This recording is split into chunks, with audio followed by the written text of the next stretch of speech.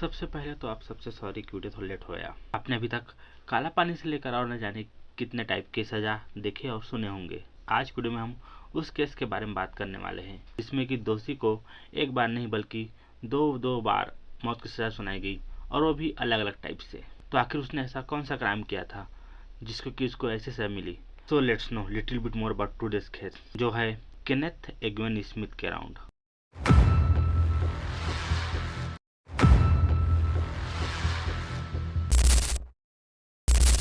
Kenneth Eugene Smith, जिनका जन्म 4 जुलाई 1965 को हुआ था, और इनका जन्म कहाँ हुआ है इसके बारे में भी कोई जानकारी नहीं मिल पाई।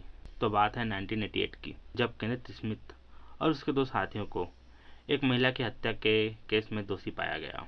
पास्टर चार्ल्स सेनेथ सीनियर का अपनी वाइफ एलिजाबेथ डोरलैंड सेनेथ से आपसी मनमुटाव चल रहा था। तो चार्ल्स ने केनेथ और उसके साथी फॉरेस्ट को हायर किया अपनी पत्नी एलिजाबेथ के कत्ल करने के लिए, जिसके एवज में वो एक इंसान को $1000 देने वाले थे।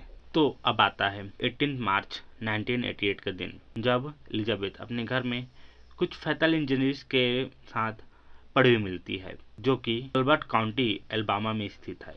शेरिफ रोनी मेरी पहला व्यक्ति था जो वहां पर पहुंचा। उसने जब एलिजाबेथ की पल्स चेक की तो उसे वो नहीं मिली। तो उसने आनन फान में इमरजेंसी नंबर पर कॉल किया और उसे बताया कि यहाँ पर ये घटना हो गई है। जब इमरजेंसी मेडिकल टीम वहाँ पहुंची तो उन्होंने एलिजाबेथ के पल्स को चेक किया और उन्हें बताया कि एलिजाबेथ की पल्स चल रही है। मैंने ये बाद में बताया कि जब इमरजेंसी मेडिकल टीम ने बताया कि एलिजाबेथ की पल्स चल रही है तो उतना सुनते ही चार्ल्स गिरते गिरते बचा था। उसके बाद शेरिफ एलिजाबेथ के साथ एम्बुलेंस में हॉस्पिटल गया, ना कि उसका पति चार्ल्स। हॉस्पिटल पहुंचते ही डॉक्टर ने बताया कि एलिजाबेथ की डेथ हो गई है। एलिजाबेथ की डेथ के बाद जब इस केस की जांच की जाती है तो इन्वेस्टिगेटर को क्राइम स्टॉपर्स की तरफ से एक कॉल आती है। क्राइम स्टॉपर्स एक तरीका का ऐसा समूह है जो क्रिमिनल एक्टिविटी की रिगार्डिंग न्यूज देती है। तो उस कॉल में बताया गया कि उनके पास सस्पेक्ट के नाम हैं, जो कि सेनेथ के साथ साथ स्मिथ और उसके दो साथियों के थे। मार्च 25 को इन्वेस्टिगेटर सेनेथ को बुलाते हैं उनसे कुछ पूछताछ करने के लिए। वहां पे सेनेथ इस बात से मुकर जाता है कि उसका कोई हाथ है एलिजाबेथ के मर्डर में। पर जब किसी के द्वारा यह पूछा जाता है कि क्या वो स्मिथ को जानता है, तो इस पर वो भड़कते हुए वहां से चला जाता है। वहां से निकलकर वो सीधे चर्च जाता है। वहां पे वो अपने बेटों और उनके फैमिली को मिलता है और उनको ये बताता है कि उनका बाहर किसी के साथ अफेयर चल रहा है और उसने जो है अपनी वाइफ यानी कि उनकी माँ का कत्ल कर दिया है। फिर वहां से निकलकर सीधे पार्किंग एरिया में जाता है जहां पर कि उसका ट्रक खड़ा था, और वहां पे जाकर सीधा अपने ट्रक में बैठने के बाद वहां अपने ट्रक में रखी अपनी खुद की पिस्तौल से गोली मारकर आत्महत्या कर लेता है।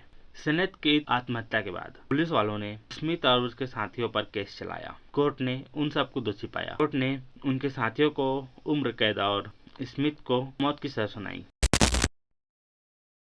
27 नवंबर 2022 को इस मामले के ठीक 24 साल बाद स्मिथ को जहरीला इंजेक्शन देकर मारने की सजा सुनाई गई, लेकिन नस नहीं मिलने के कारण इस सजा को कैंसिल कर दिया गया और परिणाम स्वरूप स्मिथ का डेथ वारंट सस्पेंड हो गया।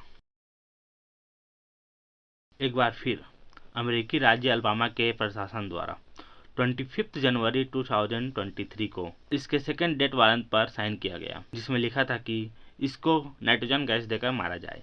जेल अधिकारियों द्वारा जारी प्रोटोकॉल के अनुसार स्मिथ को एटफोर्म अल्बामा के एक कमरे में गमछे से बांधा गया और उसे एक मास्क पहना गया जिसमें कि नाइट्रोजन गैस प्रवाहित हो रही थी। स्मिथ की सांस लेते ही नाइट्रोजन गैस की वजह से उसका दम घुटने लगा और लास्ट में उसकी मौत हो गई। देखा जाए तो अपने आप में ये बहुत ही खतरनाक सजा है और इतिहास में ऐसा पहली बार हुआ है। जिन जिन लोगों ने इसको अपनी आंखों से देखा उनका कहना था कि वो अपनी मौत से पहले बहुत तड़पा था। संयुक्त राष्ट्र ने इस सजा की निंदा की और उनका कहना है कि ये मानवाधिकार के खिलाफ है।